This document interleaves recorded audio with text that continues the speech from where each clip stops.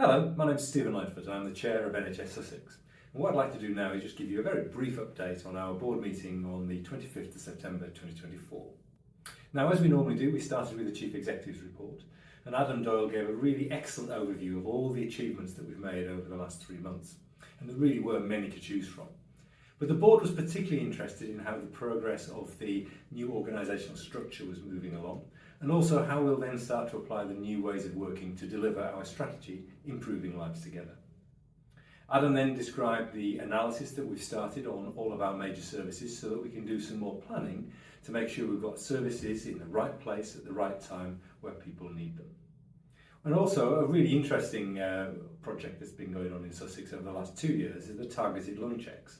And 30,000 people have been scanned in Sussex over the last 2 years, particularly looking for potential lung cancers, and 114 people were diagnosed with the early sign of cancer that they didn't know about. A really good example of how we can make preventative healthcare work for the population of Sussex.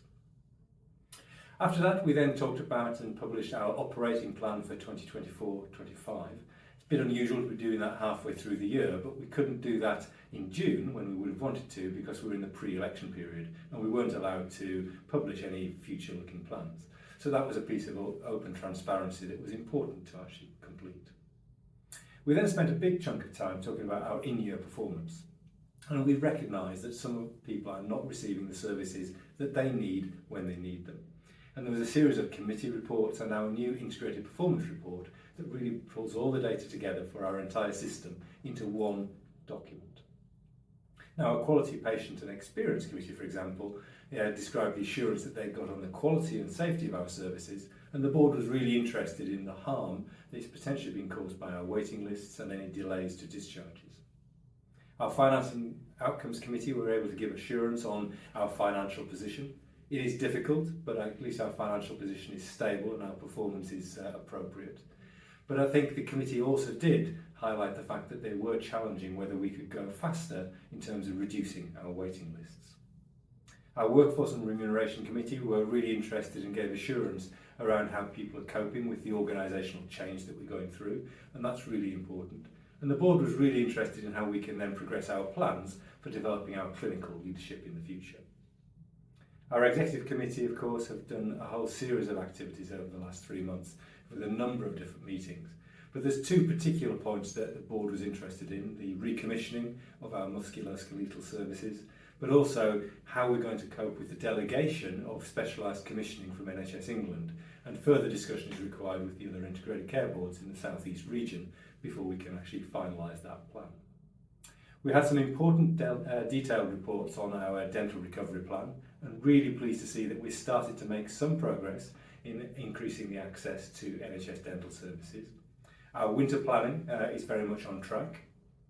But one area that is a real challenge for us is discharge. And we had a really in-depth discussion around the impact that actually we've got with delayed discharges, where people are ready to be discharged from hospital after their treatment, but they're not able to leave.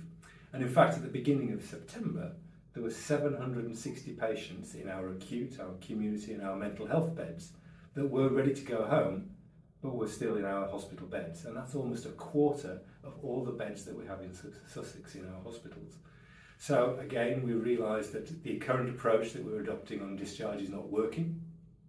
And so as a result, we've agreed a new approach that will be led by our Chief Executive and will involve all of our system partners, not just in the NHS, but also with our local authorities too.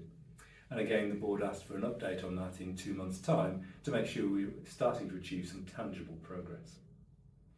It was also important to talk about delivering some of our future strategic ambitions, and in particular there was a really good paper around our integrated community teams.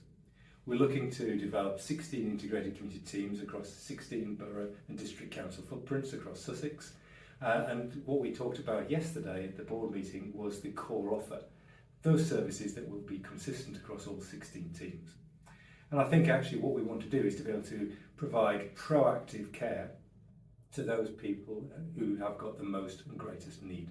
So that's a really important part, and there'll be more to come on that in the months and years to come.